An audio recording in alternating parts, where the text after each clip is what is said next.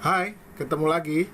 Kali ini kita akan belajar bersama tentang apa sih aplikasi yang paling mudah digunakan oleh seorang guru untuk mengajak siswanya bermain-main dengan aplikasi itu, dan seluruh permainannya itu berhubungan dengan musik. Jadi dalam permainan ini kita bisa melatih bagaimana sense of rhythmnya anak. Terus sense of melody juga bisa kita latihkan melalui aplikasi ini. Nah, kita akan mencoba membuka aplikasinya sekarang ya. Kita sama-sama saja. Anda buka dulu browsernya. Lalu supaya gampang, kita ketik saja di Google. Yang pertama tuliskan aja Chrome Music Lab. Nah, seperti itu. Chrome Music Lab. Ya, Chrome-nya seperti Google Chrome. Nah, nanti kita akan ketemu di Chrome Music Lab itu akan ketemu musiclab.chromeexperiment.com. Nah, itulah yang akan kita tuju. Kita klik saja. Nah, ini adalah layout dari Chrome Music Lab. Kita akan bermain-main bersama dengan Chrome Music Lab ini. Tapi sebelum kita mencoba, saya akan jelaskan dulu per bagian ya. Saya urut dari kiri atas, Share Piano. Share Piano itu nanti bisa kita gunakan untuk bermain piano sederhana yang bisa menggunakan tombol keyboard. Nanti akan kita coba. Dan nanti hasil permainan kita bisa kita share. Lalu Songmaker ini kita membuat lagu sederhana juga, dan ini memang sangat pas untuk usia TK dan sekolah dasar. Songmaker membuat lagu, lalu Rhythm ini belajar tentang ritme, pola ritme, irama, ya. Lalu berikutnya spektogram. Jadi spektogram itu sebetulnya memvisualisasikan suara. Jadi sebetulnya audio itu bisa divisualisasikan, di mana visual dari audio itu akan digambarkan sesuai dengan tinggi rendahnya, lalu sesuai juga dengan keras pelannya, lalu sesuai dengan panjang pendeknya, seperti itu. Berikutnya sound waves. Kalau sound wave ini adalah gelombang suara. Jadi dengan ini kita bisa menunjukkan bagaimana gelombang suara rendah dan suara tinggi itu gelombangnya berbeda, ya. Lalu arpeggio ini adalah susunan nada yang nanti kalau didengarkan itu akan bagus di telinga, nyaman di telinga karena dia tersusun dengan harmonis. Berikutnya Kandinsky. Ini sebetulnya namanya sulit karena nama ini diambil dari nama seorang pelukis dari Rusia. Jadi ini nama orang Rusia, di mana Kandinsky ini adalah pelukis abstrak, bahkan disebut bapaknya pelukis abstrak di dunia ini, Kandinsky ini. Nah, lalu apa hubungannya dengan musik? Jadi begini, anak-anak bisa kita ajak menggambar semaunya. Lalu software ini akan membunyikan gambar kita. Nanti juga akan kita coba. Berikutnya adalah voice spinner.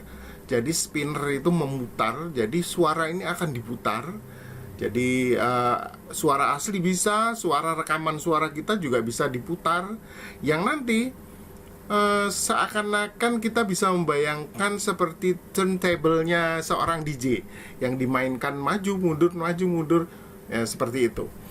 Nah, berikutnya adalah harmonik. Nah, ini hanya menunjukkan bentuk-bentuk suara harmonik itu seperti apa. Lalu piano roll ini sebetulnya ini hanya menunjukkan susunan secara visual ketika orang bermain piano. Maka ada susunan nada yang kalau sustain atau nadanya panjang digambarkan dengan garis yang panjang. Kalau naik juga dia akan ditulis di tempat yang lebih tinggi dan lain sebagainya. Nah, berikutnya osilator ini kalau di peralatan teknik. Ini sebuah alat yang memang mengukur frekuensi. Jadi dengan ini kita bisa menunjukkan kepada anak-anak frekuensi itu menghasilkan suara yang berbeda. Atau sebaliknya, suara yang tingginya sekian itu frekuensinya berapa, yang rendah frekuensinya berapa. Nanti mereka akan tahu bahwa frekuensi itu kalau nilainya sedikit maka suaranya akan rendah. Kalau nilainya banyak, 1000 lebih gitu, maka nadanya akan tinggi. Nah, seperti itu. Berikutnya ini string, jadi ini mengenalkan ke anak-anak tentang dawai. Kalau alat musik yang sangat populer itu gitar. Jadi di sini akan menunjukkan kepada anak-anak senar gitar itu semakin dipendekkan maka bunyinya semakin tinggi. Nah, ini membedakan antara senar panjang dan pendek sehingga itu bisa memberi pemahaman ke anak-anak tentang dawai. Berikutnya melody maker. Ini membuat melodi sederhana yang nanti akan diputar looping ya, diputar dari awal ke belakang, begitu seterusnya tentang melody maker. Nah, kalau chord ini menunjukkan bahwa dalam bermusik itu ada yang namanya melodi, ada yang namanya chord. Kalau chord itu adalah susunan setidaknya itu 2, tapi yang paling populer chord itu disusun dari 3 nada. Ya, 3 nada yang sering juga disebut dengan trinada. Ya, trinada atau disebut chord. Nah, bagaimana chord itu nanti bisa divisualisasikan di menu chord ini. Sekarang kita akan mencoba satu persatu, mulai dari share piano. Ini adalah bentuk dari tampilan dari software share piano. Ada touch piano yang sekian banyak oktavnya, di mana oktav itu bisa kita atur di sini. Kita mau berapa oktav?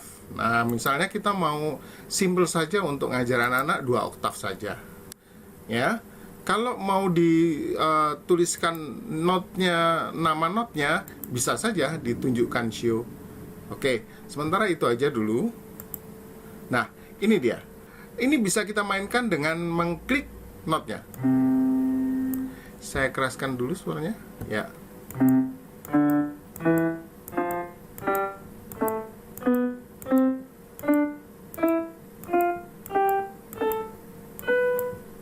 Ya, dan seterusnya. Semakin lama kita pencet, garisnya itu semakin panjang. Nah, kita bisa merekam ini semua ya. Dan kita juga bisa memainkan ini menggunakan touch yang ada di keyboard laptop kita. Mulai dari huruf A itu adalah C. Ya.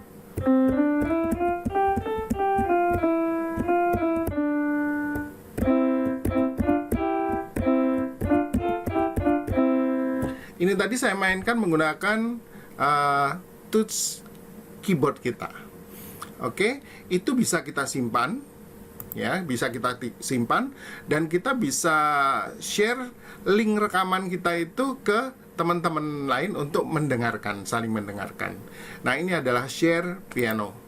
Oke, saya akan lanjutkan Songmaker.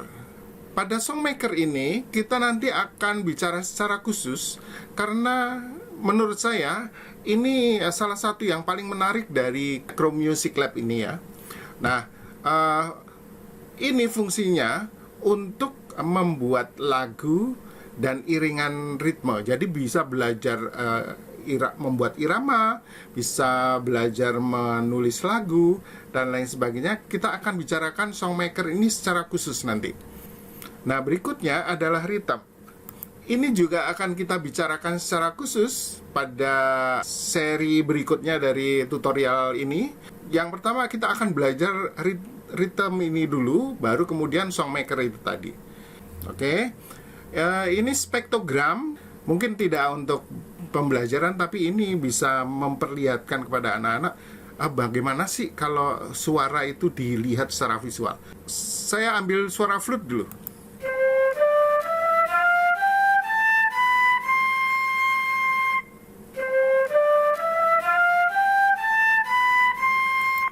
Oke, Saya lanjutkan dengan suara trombon.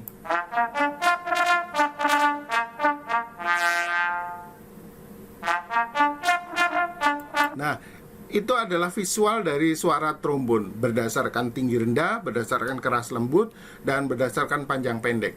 Dan kita juga bisa merekam suara kita untuk melihat visualisasinya seperti apa. Nah, misalnya saya akan mencoba bernyanyi. Ku pandang langit ngit ngit ngit ngit ngit ngit ngit ngit ngit ngit ngit. Nah, ternyata seperti itu. Oke.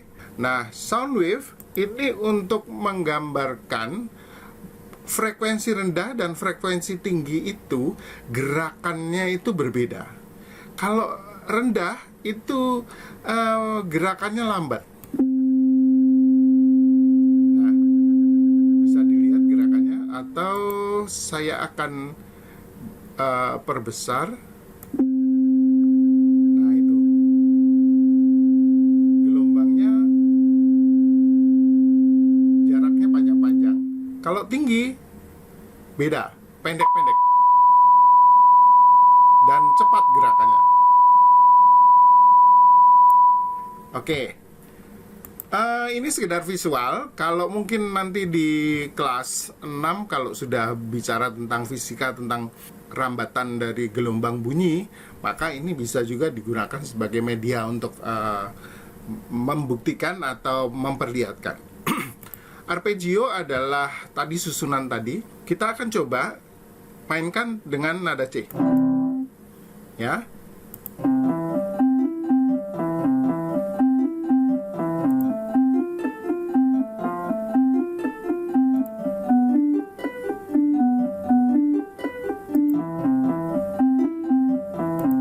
Ya, itu arpeggio. Berikutnya, Kandinsky. Kita bisa melukis apa saja, lalu dia akan membunyikan. Saya coba dulu ya.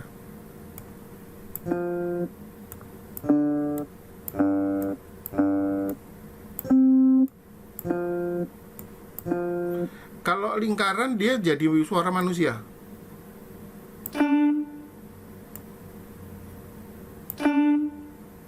Kecil.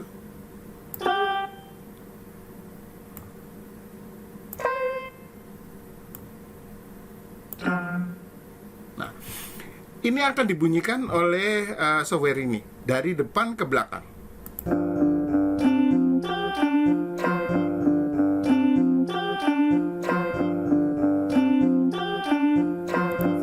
Lucu, dan kita bisa memilih suara.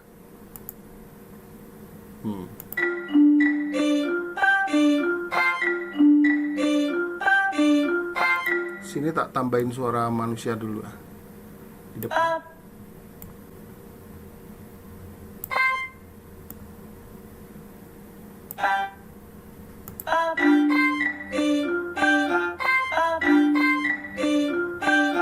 Oke, saya pilih suara yang berbeda.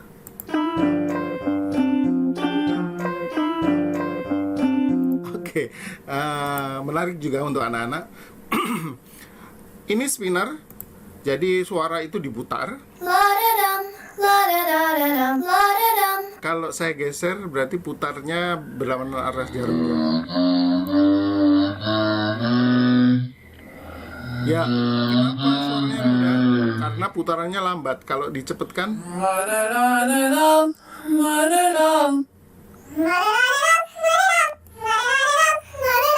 dan seterusnya. Anda bisa merekam suara Anda sendiri lalu diputar-putar seperti itu. Ini suara harmonik.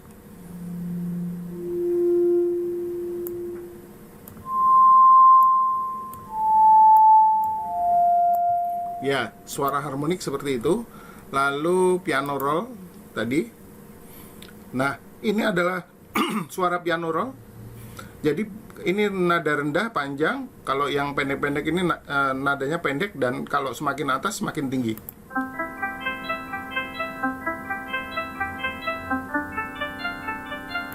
Dan itu bisa saya ganti dengan suara saya. Misalnya ini, saya rekam dulu.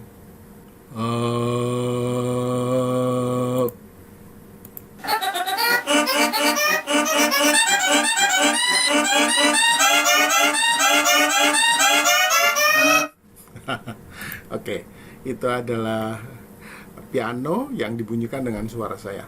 Ini osilator yang saya bilang untuk mengukur seberapa frekuensi. Jadi bentuk gelombang frekuensi itu ada 3, square, lalu sawtooth ini, dan triangle. Nah, kita bisa coba satu-satu dan Anda nanti akan mencoba. Misalnya kalau ini saya pencet, ini 710. Angkanya semakin tinggi, maka frekuensi semakin tinggi, suaranya makin tinggi. Suara saya tuh kalau diukur paling rendah itu 97.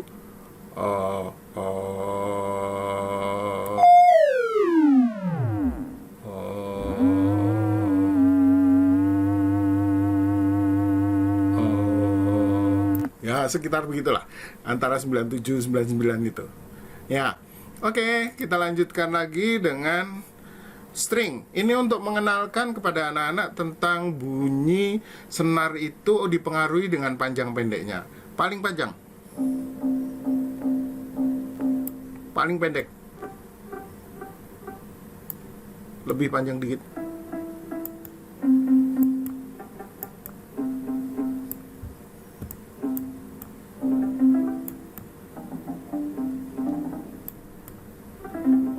Ya, mungkin kurang keras suaranya, tapi itu bisa Anda gunakan untuk memberitahu ke anak-anak bahwa bunyi pada dawai itu dipengaruhi panjang pendeknya.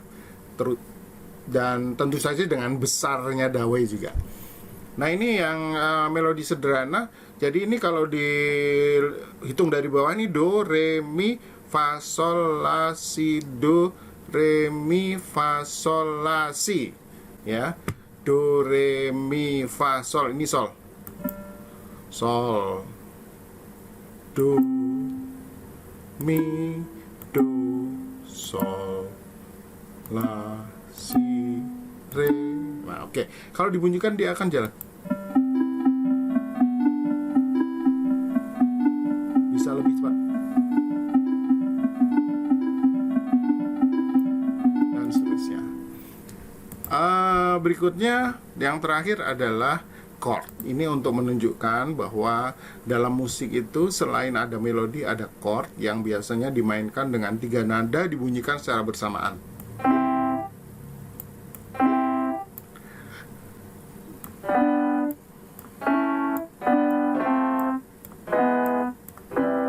Ada mayor, ada juga minor. Ini untuk mengenalkan akord minor.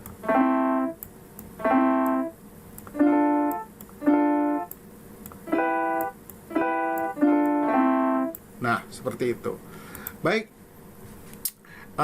itulah tadi tentang Chrome Music Lab yang menarik. Silakan mencoba, dan video berikutnya, tutorial berikutnya akan membahas secara khusus tentang rhythm dan songmaker. Oke, sampai ketemu di video berikutnya. Salam.